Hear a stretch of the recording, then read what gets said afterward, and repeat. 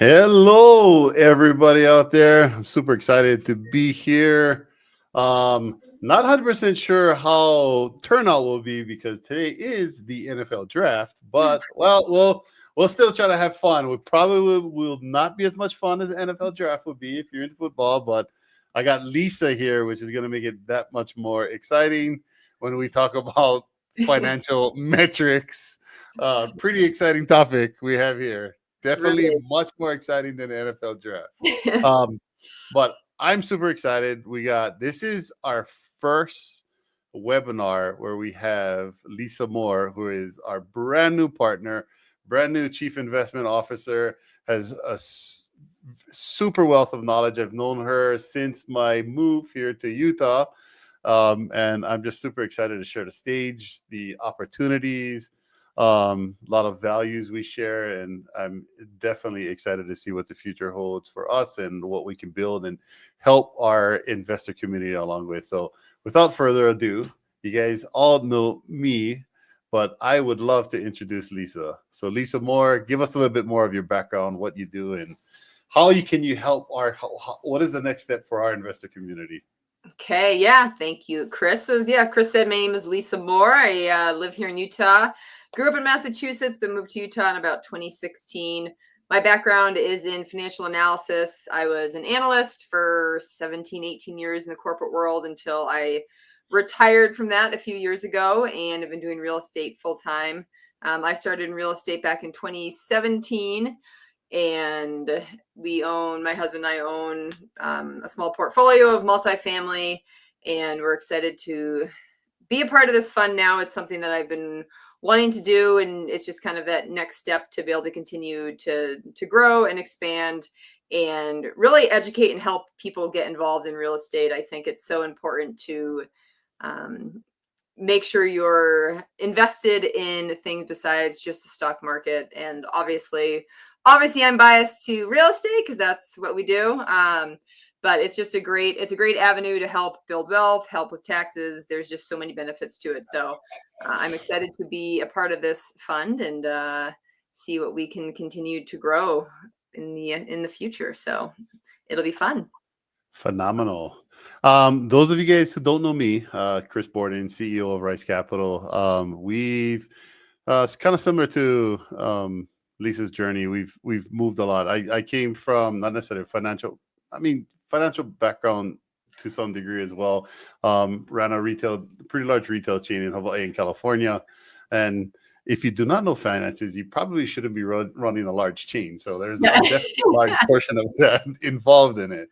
And we moved to Utah to be closer to our kids. Our kids moved away from Hawaii. So again, originally from Hawaii, kids moved away. We wanted to be closer to our family, so we picked lovely Utah because Lisa and her husband John was here. So we said, "Yep, let's just do Utah."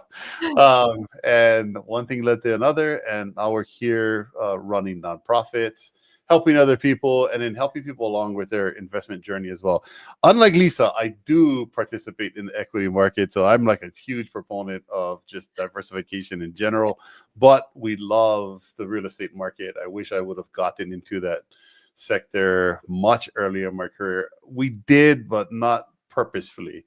So I wish we would have gotten more purposeful on our journey, and looking not to look back on my investment with my financial advisor and go, oh my God, the last 15 years I earned what? So it's an interesting journey. So Lisa's going to kind of give us like a prequel of the disclosures. So before we jump in, if you don't mind doing that for us, Lisa.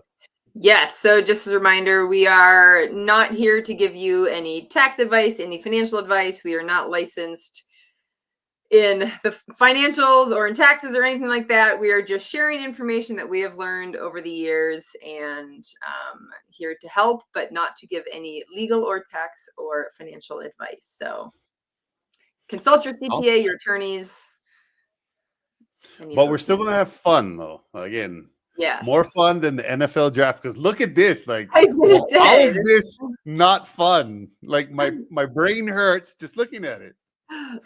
Well, Lisa, what is an IRR? So the IRR is, as despite what this slide looks like in a very complicated and difficult thing to understand, the IRR is basically just looking at what your returns are.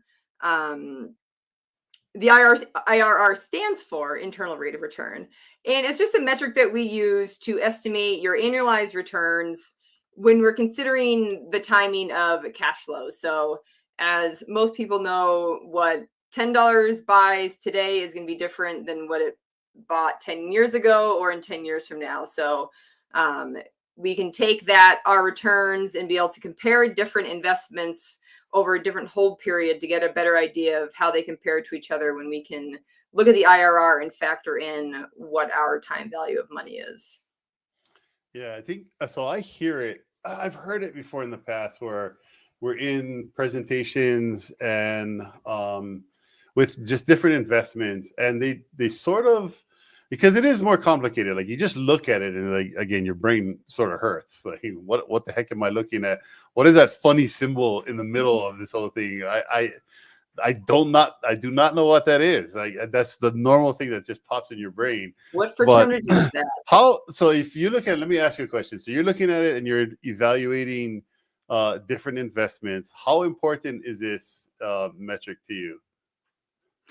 It's definitely important because you want to know. I mean, you can look at two different investments and depending on how they're presenting returns and presenting numbers, one investment might seem like it's really good, but if they're not factoring in like the time value of money or when they're going to be paying you out, things like that, what that looks like compared to a different investment can be very different. So you want to make sure that you're factoring that in because it really helps kind of put investments on a somewhat level playing field so you can look and see which one's actually going to give me a better return once I factor in what that hold period is.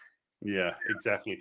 And a lot of what we're going to be talking about today is like compounding results. Like what does your money look like when you're compounding it? So, and realistically, I mean, not realistically, but a really good way to be able to not only measure it, but look at to see what the true investment is like exactly when is my return going to come back? And again, a lot of times when you're doing, especially alternative investments, you are putting anticipated numbers in, like no one knows the future.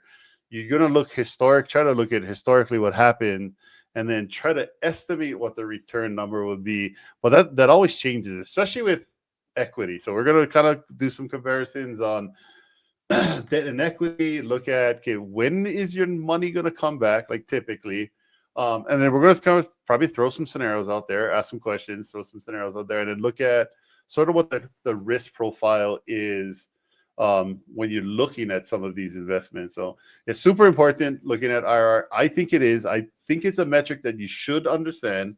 I think it's a metric that you should use to compare different types of investments, just because so you can, exactly what Lisa said, you can kind of get a better understanding of, okay, if I have an investment that if you just look at just say one metric like equity multiple, which is, that one's a pretty easy one to explain. Again, if it's a 2x multiple, I just take the number I invested, times it by 2. Pretty easy to calculate what your your return from a dollar amount will be. But it wouldn't be the same if I take a return that gives me the same 2x return. However, I got paid out in monthly increments versus I get paid out at the end of a 2-year cycle.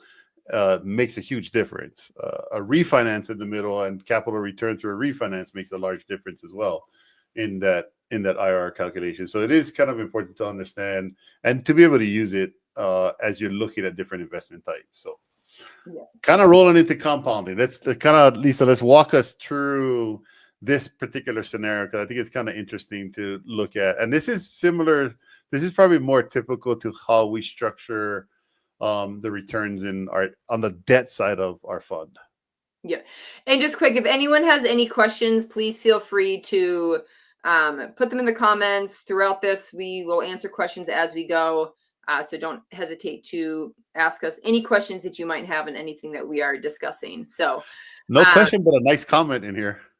Yes. Oh, nice. Yes. Nice to meet you. It just says LinkedIn user, so I can't say your name, but nice to meet you as well. So compounding. So in this example we have on here, so a $200,000 investment, if you're investing in a debt deal. So with the debt deals, if you're getting a 12% annualized return, so that just means you're getting that 12% over a year. So you can, to figure out what your monthly return on that would be, you're just taking that percentage 12 divided by 12 months. So for this one, if we're investing $200,000 and it's a 6-month hold period, it's a fix and flip or something like that, and the hold time is expected to be 6 months. We are going to invest at 200,000 and we're going to take that 12%, but because it's only for 6 months, it'll essentially be a 6% return. So we'd get 12,000. So we'd get back 212,000 after 6 months. Now, if we just keep reinvesting that and we take that full 212,000 and we get another deal that comes up that needs another 6 months and the full 212, and we reinvest that 212,000 for another 6 months. Well, now at the end of the year, we have 224,000.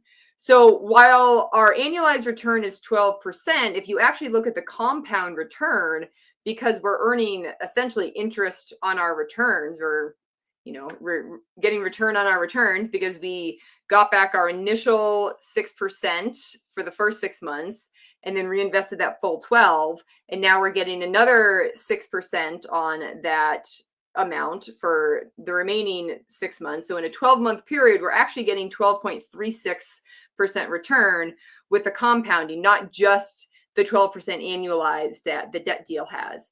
So when you start to look at that over a long period of time, that growth can really start getting huge and can really just become exponential when you can really start compounding your returns, which is really what we're looking to do and what we're continuing to do with growing our wealth and reinvesting as much as we can.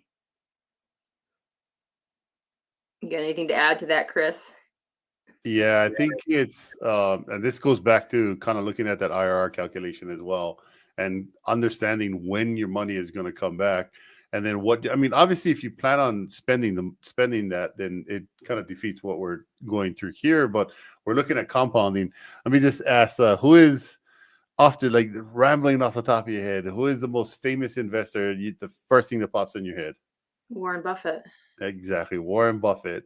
And obviously he's worth a very large amount of money. Now, throughout history, has Warren Buffett historically had the highest overall annualized returns? My guess is no. Yeah, he's probably more steady. No. He's done phenomenal, not just steady. Yeah. He's done phenomenal. But there has been investors that on a yearly annual basis have performed better than he has. But what is the one thing he has that a lot of people, most other people, did not have? They didn't have? Yes. Well, I mean, a lot of them had, but so he started investing when he was 11 years old. Oh. And he's in his 90s right now. So you take the compounding effect from 11 years old to, I don't know exactly how old he is. I know he's in his 90s. Well, just say 80 years. If I'm compounding it, we're going to throw some scenarios at you that should blow your mind. And we're talking 10 to 15 years. Yeah. We're not talking 80 years. If I took the same number, in fact, we're going to share a calculator with you real quick, just for, because we don't have the NFL draft. Let's put in 80 years and see what's going to happen. And let's see how we can make it, again, a little bit more fun. We can have some nice, large, round numbers and see. Hopefully, we all live a nice, long 80 years, and we can see what that return profile. Hopefully, the people that are listening are 11 years old, are going to start tomorrow. Even if you're not, we can show you that even in the 10 to 15 year time frame, how much compounding can help you. You don't have to be Warren Buffett and be investing for an 80-year span to make this work for us. So we're gonna kind of dive into both debt and equity, and then we're gonna have some. We're gonna take a little bit deeper dive. So we went through this 2 weeks ago, but we're gonna take a little bit deeper dive and looking at some different asset classes. And I think too often times, this is my interpretation. So I haven't been doing it too long, but we've been talking to investors, doing private equity, doing venture capital for about 4 years now. But there is still a common theme that I hear, and not necessarily understanding even what is debt, what the difference between debt and equity, and more the risk return profile. Again, I talk about it a lot, but I don't necessarily hear enough people talking about it. I strongly believe in diversification. I told you I'm still in the equities market. I still invest. I still buy stocks like Apple and Tesla. I mean, that's a whole different story, but I still do. I still do that. So understanding that, and then looking at the alternative landscape, I invest in venture capital, I invest in equities, and I also invest in debt. It's just a matter of understanding and positioning yourself comfortably so that you have money allocated to what makes it comfortable for you. What are you looking for? What kind of risks you're willing to take on?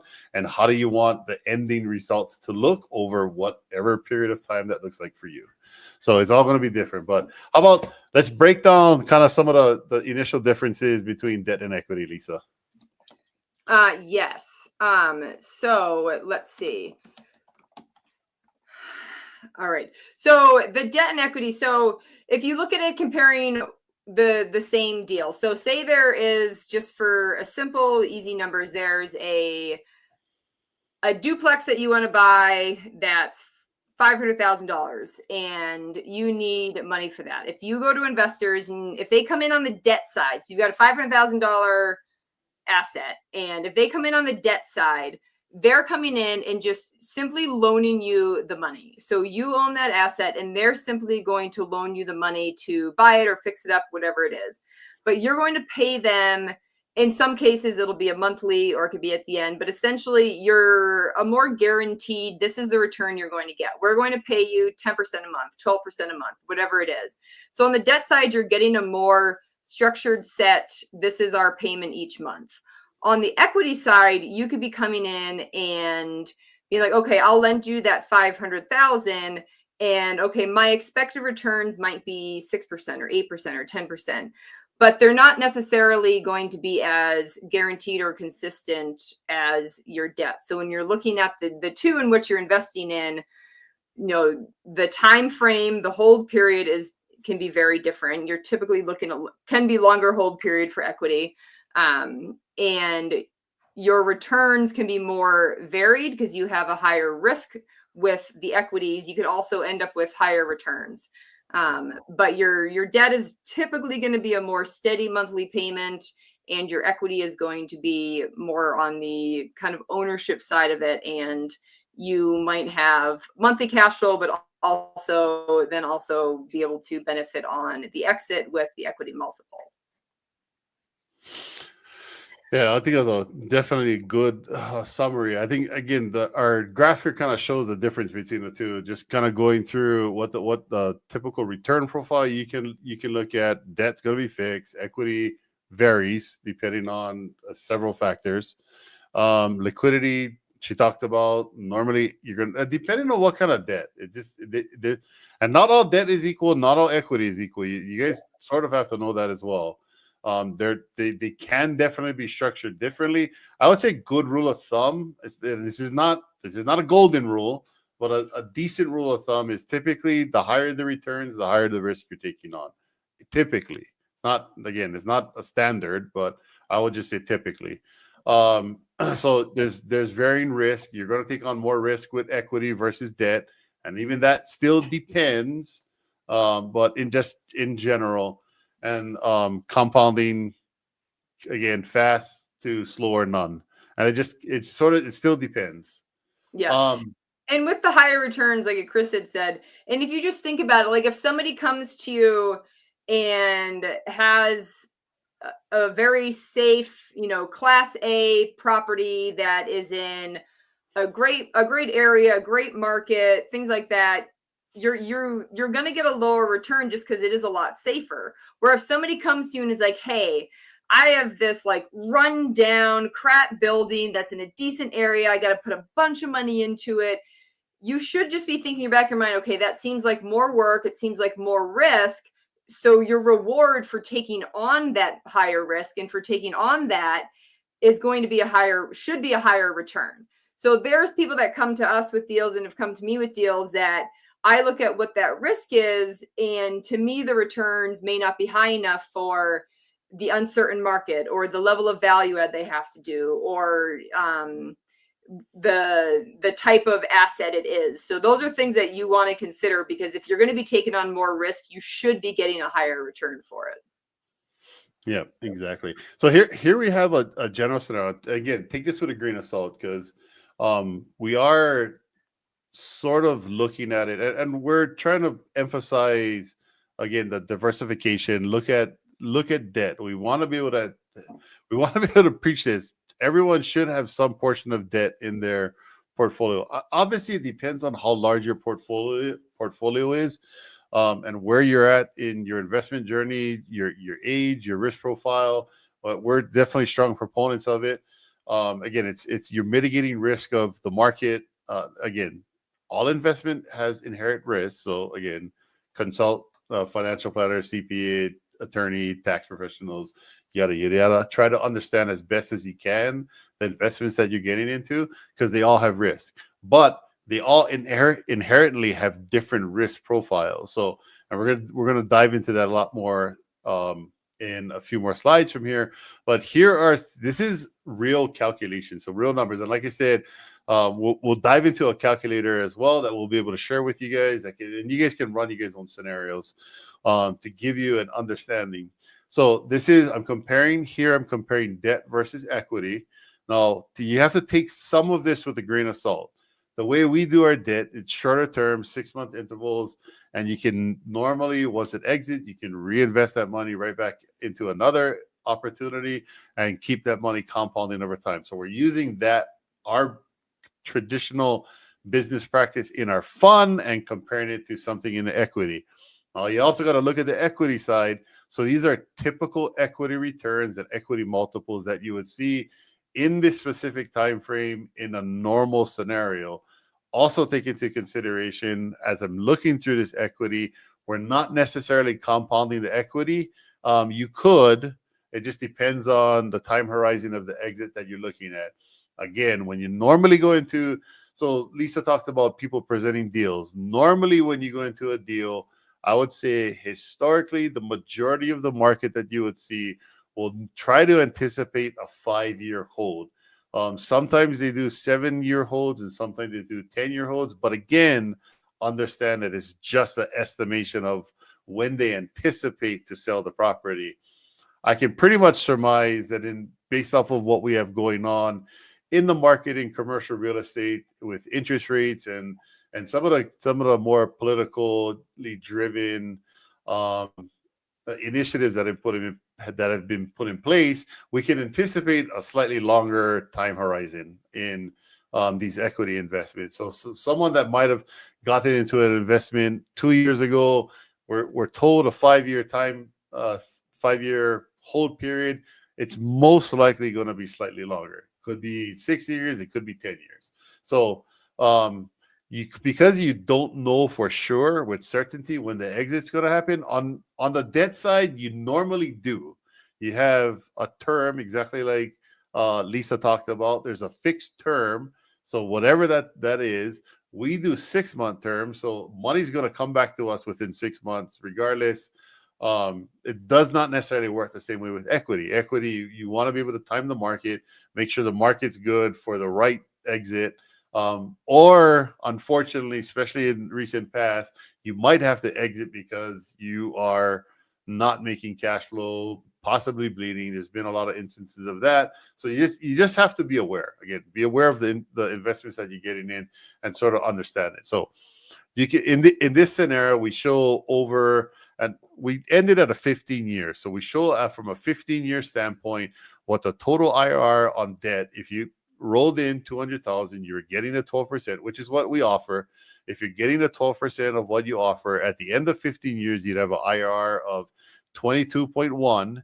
You have a cash on cash return of almost 30%, and you'd have an equity multiple of 5.74. So again, just times your initial investment, times it by 5.74, and that's what your return would be.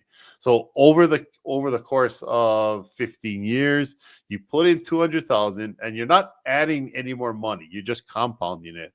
So you start with 200,000. At the end of 15 years, it's $1.1 million, almost $1.2 million. So 1.15 million dollars. If I look at it and compare it to the last two columns on the equity side, so the compounding effect, your IRR grows because you're getting consistent return on the capital and you're putting that capital back in to compound it. So again, that's why it's a 22.1% IRR over 15 years, as opposed to a 9.7% IRR on the equity side. Again, I am taking this and I'm using the assumption that it's not the asset is not selling. So using Lisa's example, I bought a unit for 500,000 and I held it for 15 years, which is that's not unrealistic, right? If I buy a property, holding it for 5, 10, 15 years, it's pretty standard because you're looking for appreciation, you're looking for principal pay down, and you're looking for, hopefully you're not in a market like we are currently and you got cash flow. So it depends. So that's normally the trifecta of what you're looking at. So 15 years is not unheard of. So again, this is the typical return profile. And after 15 years, so I'm looking at my equity multiple, and my equity multiple is 5.74 on the debt side, but 4.1 on the equity side. And again, these are just base round numbers, not an exact, not a specific deal. So take it with a grain of salt. We're just showing you more so how the numbers actually work over a longer period of time. Anything to add there, Lisa?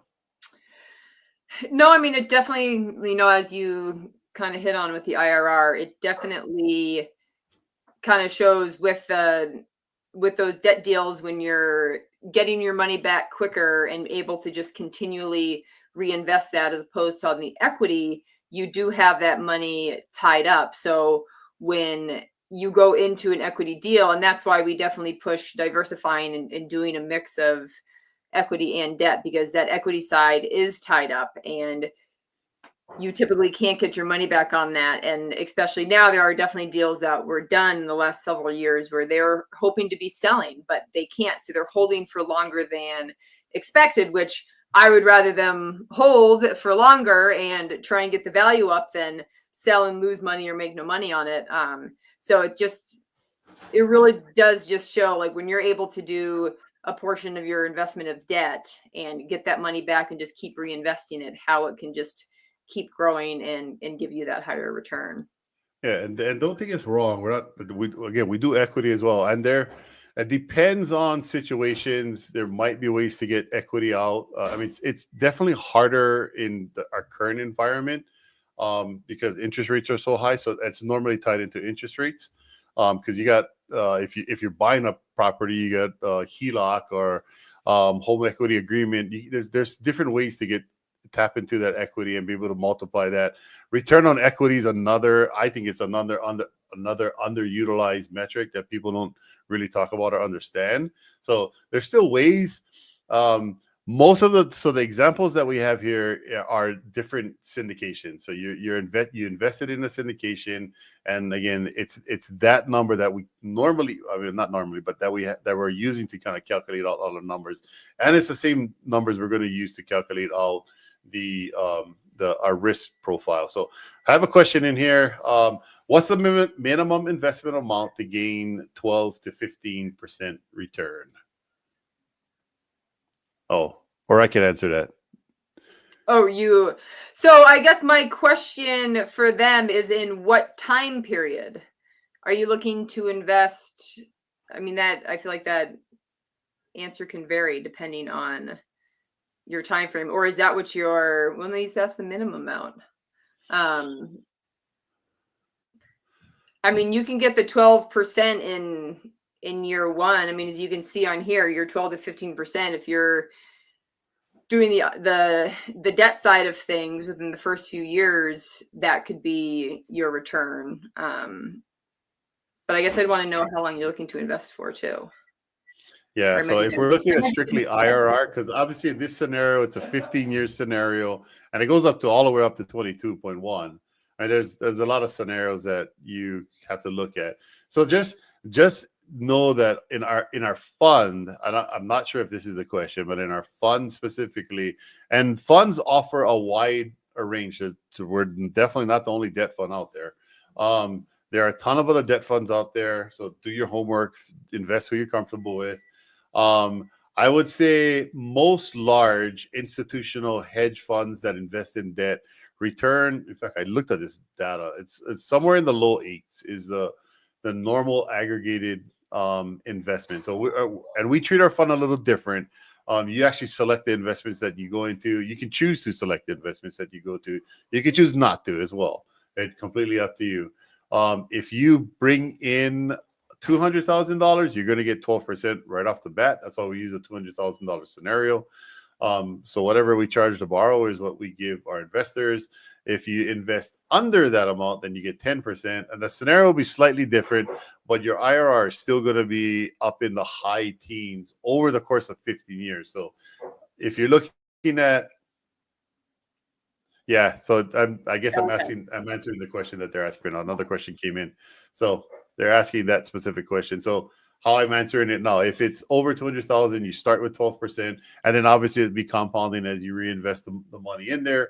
And then if it's under the 200,000, then it's 10%, and still it'll be compounding. So you'll be somewhere in the high teens over the course of the 15 years. And I mean, you'll get into the teens in 10 years. So it just depends on what scenario, and to Lisa's point, how long you're in there.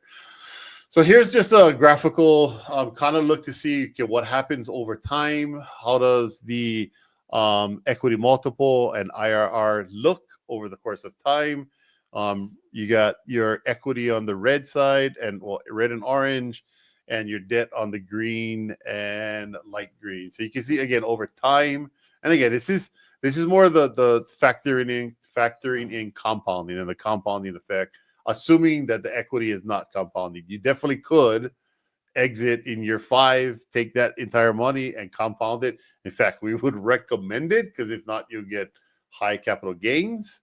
So there's different strategies depending on where you're at in your again, your journey, what you're trying to accomplish, and what you different scenarios. Everyone's scenario is going to be a little bit different. So anything to add there before we jump into more fun topics? Nothing at the moment. I mean, you kind of touched on just again, I can't stress enough just the diversifying and knowing what you're looking for financially, what your goals are, not just in the next 6 months, but ultimately what you're looking to achieve in the next 5 years, 10 years, 15, 50, whatever your time frame is.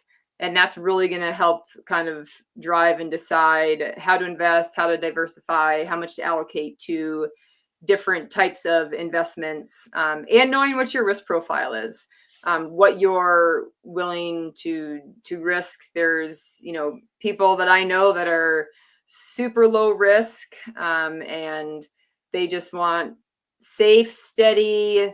They don't care if it's lower returns. They don't want to stress about it. And people that are like, take it all, just gamble with it. Let's go. Let's find some good investment. So you're going to have people on all ends of the spectrum.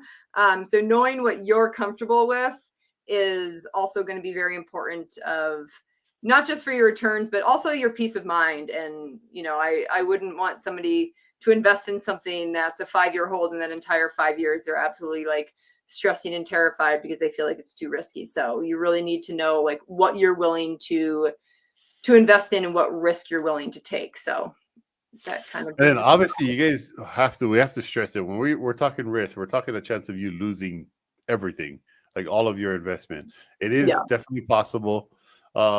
It's much more plausible on equity than debt. It'd be really hard to lose everything on a first position debt.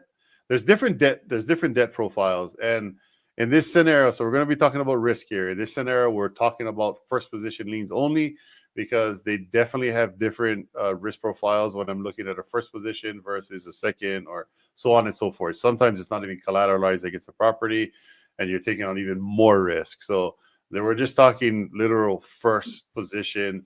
And for you to lose everything on a first position, it's like, I mean, honestly, if that happens, I'm going to be completely honest, you don't care about money at that point. Something else catastrophic has happened, and we don't care about money.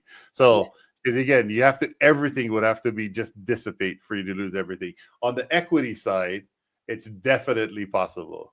Because again, normally properties are picked up using debt or using leverage, because when you use leverage, you are taking on more risk, but normally, not all the time either, but normally you're going to have a higher return by taking that leverage on. So you're looking at, there's kind of multiple facets to looking at it, but so we're going to we're breaking down. So these are investments that we've either invested in personally in the past, or we're looking at bringing to our fund. We primarily do debt. So 70% of our fund is structured around debt. And we only do first position debt liens on our on whatever investments that we do. We typically do residential, but we do some commercial properties as well if the fundamentals make sense. And so I just want to say, for those, just to make sure everyone understands what first lien position or second lien position is. So if somebody has a project that they're doing and it's a fix and flip, when we say that our fund comes in as first position, that means that if something was to happen, we are first in line to get paid. So if you look at it on your own house, you go and you buy a house and you have a mortgage against it. Your mortgage is in that first position. So if you need to sell that house or want to, you sell that house, the first person to get paid off is the mortgage. If you have a HELOC against your house and a mortgage, your HELOC is typically in second position. So if you go to sell your house, your mortgage is first position, they get paid off first. Your HELOC is in second position, so they would get paid off second. So when you're in first position, you are the first one to get paid off, just to make sure everyone understands that. And when you're in the equity position, when do you get paid? Definitely not before debt. That is definitely first, and that all depends on how it's set up. But yeah, when you're in a syndication or something like that, and they sell, the debt is definitely what's paid first. Yep. So we're looking at this, and so we have here. So let me kind of explain this chart, because it can be a little bit overwhelming. It's a bunch of numbers. So the first and second column are what our target returns are in our own fund. So when we're looking at assets, there's several different metrics we look at. Again, private debt it's fixed, so there's no variation to it. But there are some variations as we're looking at some of these other assets. But these are typical assets. If you guys have all looked at alternative assets, you guys have definitely heard of all of these. And if you have any financial inkling, you've heard of a 60-40 portfolio. This is the most common portfolio out there, and I hope you heard of the S&P 500. But we're using those as benchmarks to compare against. I personally do investments. Again, I don't necessarily do mutual funds or ETFs. I do buy and sell individual stocks. So we're looking at an index, which is S&P 500, which is probably the most popular index out there. Maybe Dow Jones is another one. NASDAQ is probably another one, but S&P is kind of the standard benchmark. And so we're going to use that when we're comparing some of the risk profiles that we kind of want you to be aware of as you guys are looking through this and thinking through it, because it can get very nuanced. Exactly what Lisa was saying earlier. So she was just comparing a multifamily, right? There's different asset classes in the multifamily that you have to look at, and there's different risk profiles that you take on. Again, general rule of thumb: higher the return, higher the risk. That's I would, again, not golden, but you can just use that as you're quickly looking through things. Now we're looking at it. We're gonna talk about two different metrics that you use to look at risk. So first one is standard deviation. Maybe give us a quick rundown what standard deviation is, because it is a sort of ugly calculation as well. that's another one that you look at and it's like, oh, that doesn't look like something I ever want to like deal with. But it basically tells you what your spread is. So when you're looking at something that has a low standard deviation, it's going to be more steady. It's going to be more predictable. If you have something with a higher standard deviation, then that can be a wider range of returns and could be a little more, I don't say volatile, but No, you have that a would be the wider range. exact word. That would literally be the exact word that you would use. Volatile is a good word. So yeah, so looking at it, like I'd like to look at it like there's two people. I'll break it down even easier. So you have two people in vehicles. One has a straight road to go down, like nice steady eddy, very little turns, maybe one little mountain overpass. And then you have another person going to the exact same destination, but he's on a super windy road, right? By the time he gets there, it took him twice as long and he's stressed out because he was like all over the place. I'm going left, I'm going right. So again, standard deviation is just like she said, is just the varying degree of the highs versus the lows. So if there's a larger standard deviation, that means it's exactly what she said, volatile. It'll go up and down, much bigger swings than it would if it's lower. So we did have a question come in. Yes. Says and we'll just ask the questions. We'll just answer it as they come in. Your experience, are the earnings taxable when you invest through a SD IRA? I'll give that to you, unless you want me to answer it. Well, I mean, it depends. Yeah, I was going to say it depends because you can have it can be a Roth, it can be a traditional, and it also depends on what you're investing in.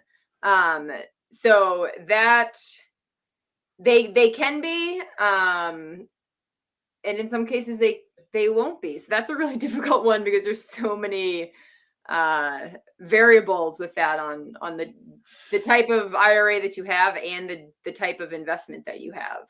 Yeah, in general, yeah, it's hard because it's exactly what you said. It does depend. Again, we're not tax professionals, so definitely consult the tax professional.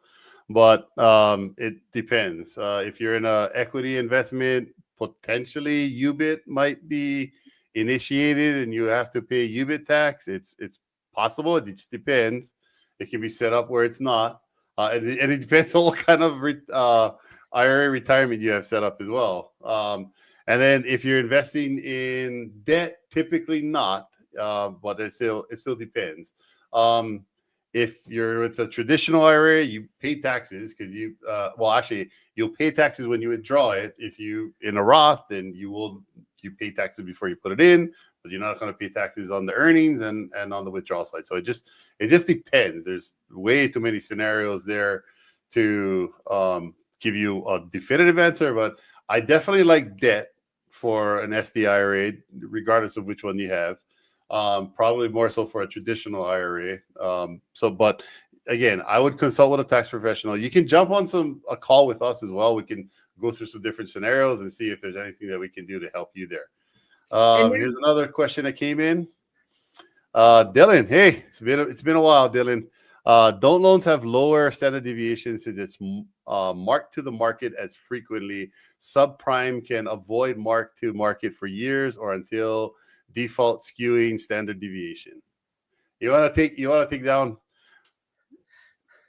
I'll let you take that one, Chris. So the answer is yes, but it depends on what notes you're looking at. So here I'm looking at private market notes. So the standard deviation that I have, and it's only for, I'm just looking at it right now.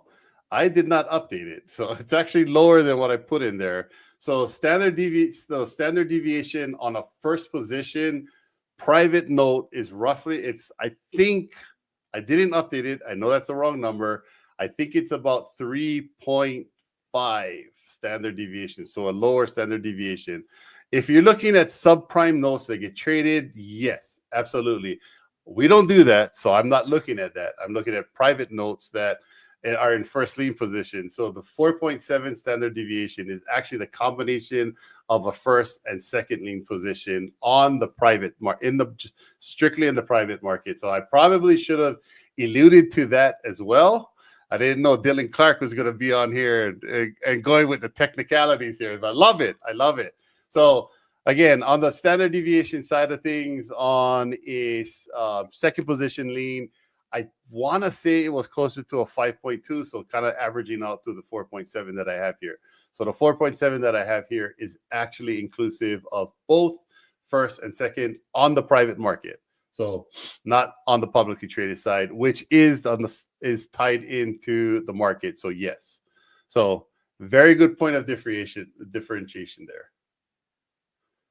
there. He's got another one coming in.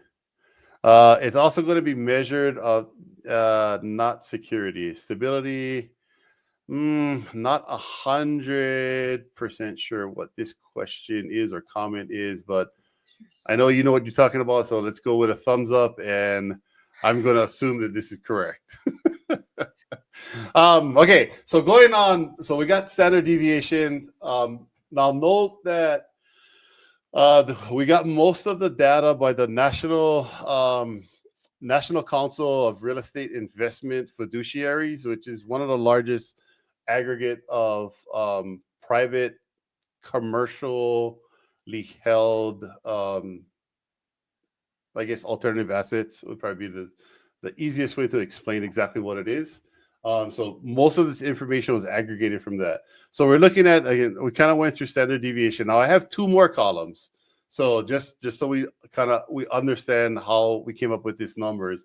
And again, the comparison. So the Sharpe ratio is, maybe you can take a stab at it. Give us a stab of what a Sharpe ratio is, and how do you sort of explain exactly what that is from the risk side? Because these are two risk metrics. I do like the standard, the Sharpe ratio, as a good standard to really look at it. But maybe you can kind of explain from your standpoint, Lisa, what is the Sharpe ratio? Yeah, I mean, the Sharpe ratio really is just the way to measure any return that you can have a risk-adjusted return.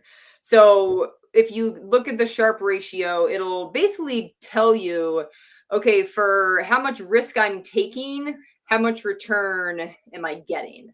So the formula is quite simple. We don't have it up there, but I mean, you're basically going to be looking at, okay, what's an expected portfolio return and what is the risk-free rate, which most of the time, in my opinion, most people are looking at the 10-year treasury. That's kind of your, I don't want to say risk-free, but essentially what's considered the risk-free rate.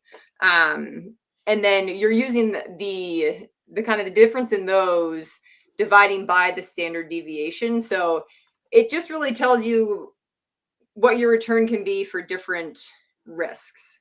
So you can kind of be able to compare different investments that have different risk to get a better idea of what the return and how they can compare. Kind of gives you a better way to compare different investments that have different risks. Yeah, so like she said, I mean, if you think about it, if someone tells you you put money in, there's zero risk. And again, there is never zero risk, but there's zero risk. You're going to look at that and go, wow, okay, I can put money in there. I know I'm going to get a return. And it's normally benchmarked off of the 10-year treasury. 10-year treasury right now, we were just looking at 4.3. Yeah, 4.3, 4.4, somewhere in that vicinity.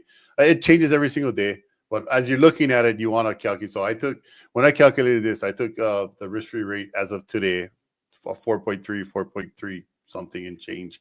So I have two columns here. First column with a Sharpe ratio is benchmark against industry returns off of, again, the National Council of Real Estate Fiduciaries. So I took all of the information from there. And then calculated the Sharpe ratio off of that. So you can kind of see. And I have a comparison on the 60-40 portfolio, right? Your average return over the last, so this is over the last 15 years. So we're keeping everything 15 years to make it simple. That's the numbers that we used earlier when we were going through the compounded return. So this is a 15-year.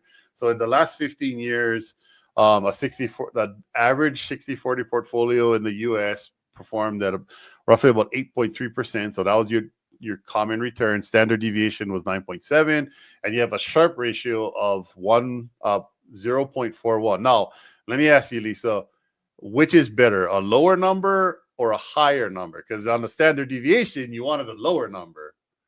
The higher. So you're higher the Sharpe ratio. That just basically is telling you that you are getting a better risk-adjusted return with the higher Sharpe ratio. Yep, there's a lot more meat on the bone. Yeah, that's what it means.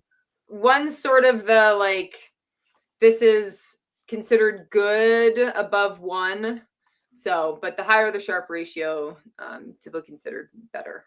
Yep. So again, the standard 60/40 portfolio over the past 14 years had a risk-adjusted return on the Sharpe ratio of 0.41, and your S&P 500, it's a good return, right? So regardless, if I was in the S&P 500, if I just put all my money in an index fund that indexed against the S&P 500, I would have a 12.6% return, right? This is a 12.6% compounded annualized return. So again, still good, and that's why I still invest in the stock market. Standard deviation is higher, so you're going to have years where you do great. You're going to have years where you do horrible. Right now, we're in one of them. It fluctuates. It's been good the last few days, but it's been a wild roller coaster ride over the last several months. So it's definitely a high standard deviation and a risk-adjusted return of 0.55. Now, the last column is what our target ratios are. So I bolded debt. Primarily what we do is debt. We don't have too much of the other alternative assets in our current fund portfolio. We have them in our personal portfolios, though. So, and these are the target margins that we typically would look at if we're looking at to invest in that asset. So typical on an asset.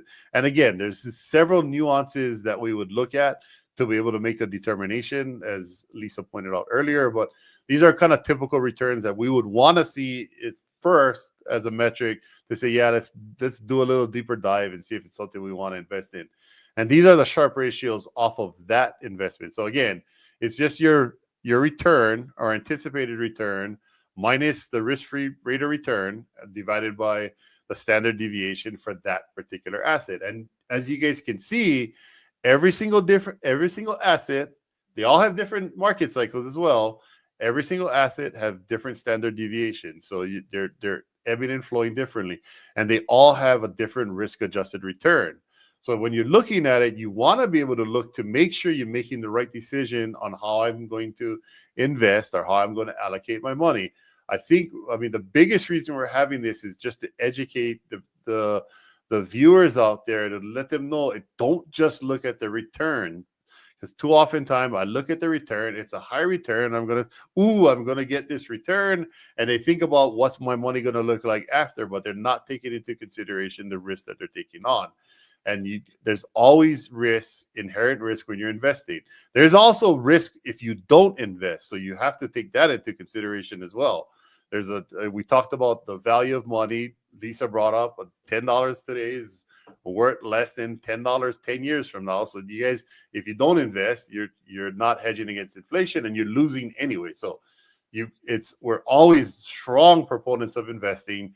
Just understand what you're investing in and look at the diversification. Now, again, we love private debt because look at the Sharpe ratio and these are actual returns. So I can bring up one of our investors and show an investor of ours getting index higher than 12% return compounded over the last few years that she's been investing with us or he's been investing with us. So these are actual numbers. The 12.36 are actual numbers from what our investors see. And we have a Sharpe ratio of a 2.21, which is a phenomenal Sharpe ratio. When I'm looking at investing, looking at my standard deviation and looking at the overall investment. And again, there's even ways. So again, not even all debt investments are the same. Again, Dylan brought up a good point, right? He's looking at notes that are traded on the market versus private notes. And even on the private note side, they're different. We talked about first lien position, second lien position, and so on and so on. So there's not all investments are equal. So again, just really try to educate yourself as much as possible before you get into a deal.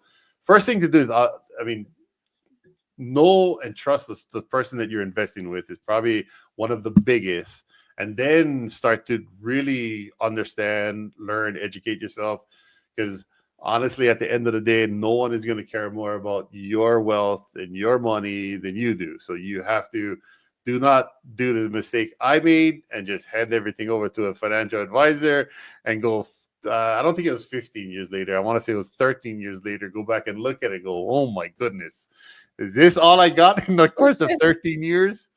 Not that wasn't the right thing to do. So learn from my lesson and don't do that. Anything else to add here? Yeah, we just got a few more minutes. So if there are any other questions, please make sure you pop them up now. We can definitely answer them. But yeah, just really reiterating, if you are looking to invest, make sure it's someone that you trust, and really just try and figure out what you are looking to achieve. I'm very big on like, what are your goals? What are you trying to accomplish? Obviously, I'm just trying to make money. Like if you're looking for cash flow, if you're looking for money in certain time frames, or hey, my kids are 10 years old, I need something for their college, or I just am trying to get pregnant, like kids in 18 years college, like everyone can have different goals and different things that they're investing in. My retirement in 5 years, 50 years, whatever it is. So knowing what that is, I just can't stress enough, like knowing what your goals are and what you are needing out of your investments will also really help you decide on what to invest in and help narrow down what type of investment that you're looking at. So how about you kind of close us out, because we only do have a few minutes. Give us like a summary, a synopsis of what we just went over. I did see a few more people pop on, so if you guys have some questions, let us know. But give us a kind of a summary of what we learned, what the things to look at and things not to look at. Yeah, I mean, when you're looking at different investments, the way I do it, and kind of as we discussed here, don't look at just one metric. You want to look at multiple things. Like, yes, you want to look at your return, but you also want to look at what that IRR is, when you're getting your money, how long your hold period is. I've had people come to me and it's a 10-year hold period and 8% return. I'm like, dude, that's like, for me, not something that I want to do. So you really just know the different metrics. Don't just look at one number when you're looking at different investments. Try and get a basic understanding of, okay, what's the risk of these different investments? What is my hold period? When am I going to get paid out on these? Is this something where I get paid out monthly, quarterly, yearly, not for 3 years, whatever it may be? And know that you're comfortable with whatever that risk is. Know that you're comfortable with whatever those numbers are. We've given you a couple of things to look at as far as different ratios and ways to look at risk. And remember, like if there's something that is going to be a higher risk and is going to be something that is just a more volatile investment, you should expect to get a higher return on that. So, man, there's so many different things to look at, but yeah, I mean, just don't look at just one number. Don't just look at just the IRR and be like, okay, cool. Like here's what my return is, and use that to compare all these different types of investments. You want to look at multiple things and factor in the investment as a whole, not just one specific aspect of it. Yeah, and there's a bunch of different opportunities out there. You guys want to know more? I got 2 QR codes here. Something's wrong though.